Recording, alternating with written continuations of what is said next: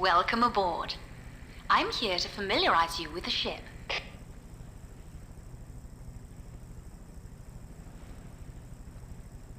Use the W, A, S, and D keys to walk around. Use the mouse. Use the jump key to jump. Use the crouch key to crouch. Try it. Good. Now let's find out a bit more about yourself. Your identity is shown in the top left corner. You have a portrait of yourself. And you have a named identity.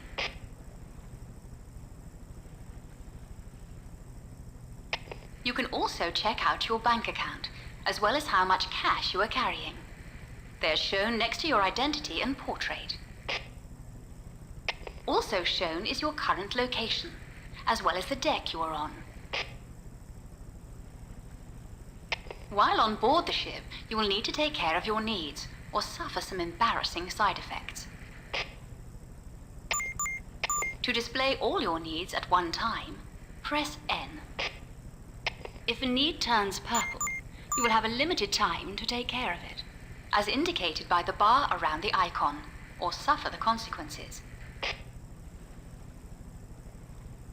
You can take care of your needs in a number of ways, by interacting with the environment, objects within it, or objects you are carrying.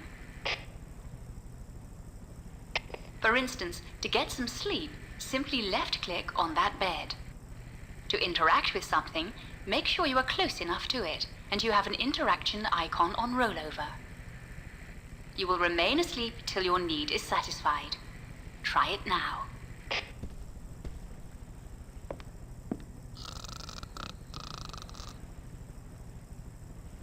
Some items have more than one interaction. For example, chairs. Right-click the... Now try sleeping in the chair.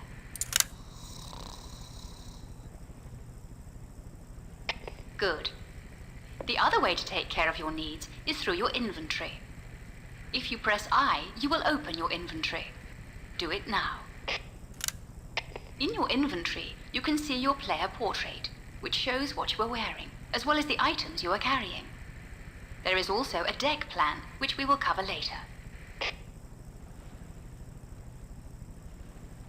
In your inventory, you will notice you have a can of juice and a bag of crisps. Left-click on either item to find out more information about it. To use an item in your inventory, right-click on it or drag it onto your hand's icon. Right-click on the can to drink the can or drag it onto your hands to use it. Do it now. As you can see, your thirst need has gone down, but your need for a pee is increasing. Many needs interactions have side effects, much like many things in life.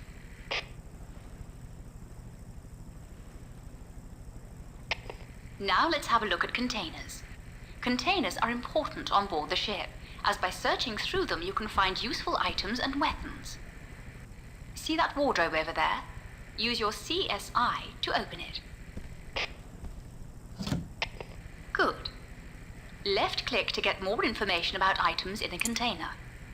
To take items from the container, you can simply right-click on them. Take the... Well done. You can close the container with the Close Container button. You can also open up your inventory to take items from the container or manage your items. Press the Inventory button on the container now.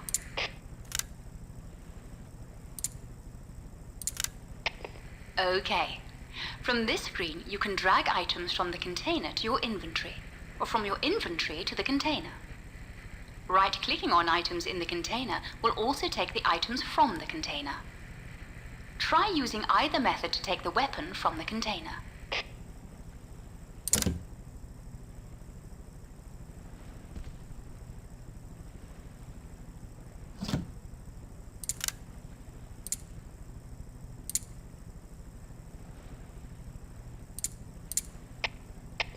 We can also assign weapons in our inventory. As you can see, we have a couple of weapons in our inventory, and they have numbers associated with them. These numbers correspond to the key you press to wield them. You can have up to 4 hot items. You can reassign them in a couple of ways. Either drag a different weapon to that slot, or press a different key to assign that weapon to that key. Great. Now, we could have checked out the deck plan in our inventory by clicking on the deck plan tab, but we can also check out the deck plan by pressing P. Give it a try now. The deck plan shows you the types of rooms as well as the needs interactions within them. To check the needs interactions, select the need you want, and it will be shown on the deck plan, if it is on the deck you are looking at.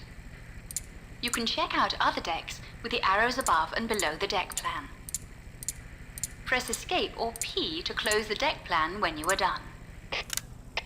So now you know about your character, your needs, your inventory, containers, and the context-sensitive interface, CSI.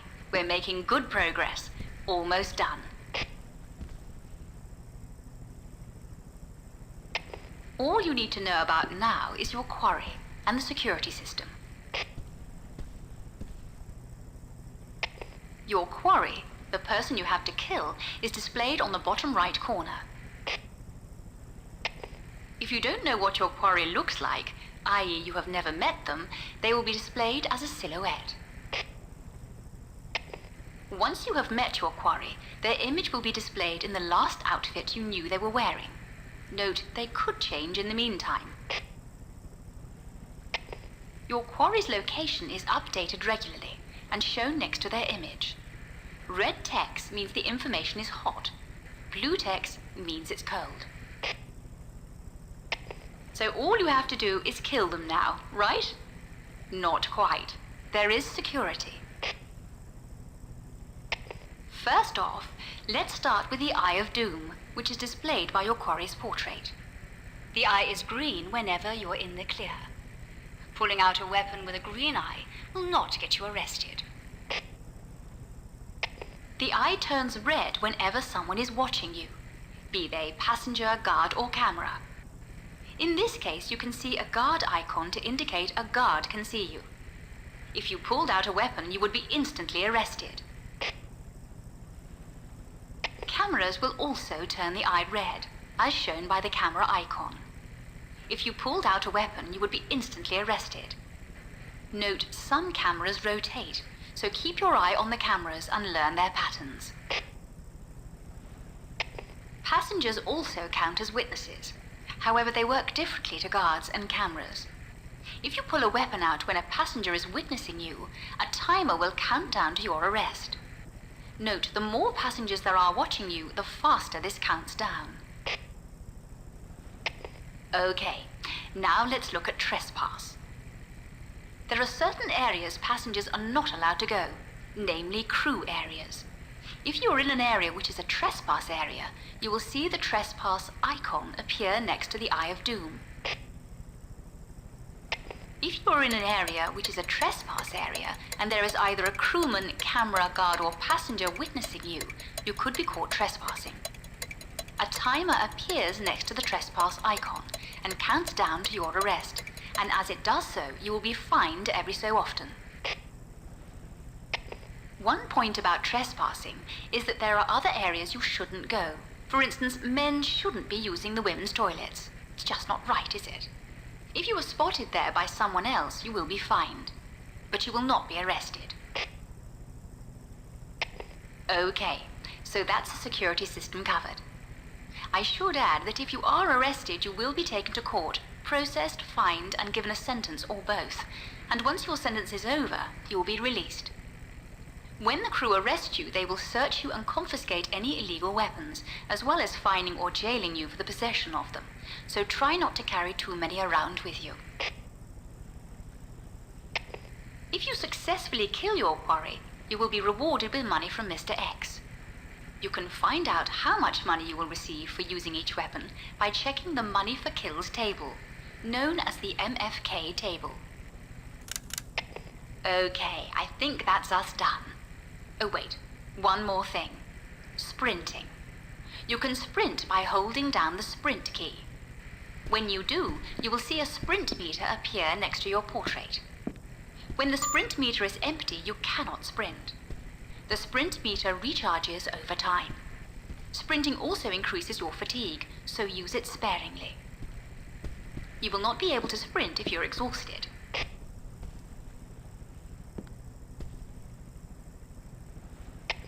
Okay, so you are now a trained killer, ready to take the world on. Not quite. We'd recommend you either try the single-player story mode or the single-player arcade mode to get some more practice in and get used to how this all fits together before you take on the world of online opponents.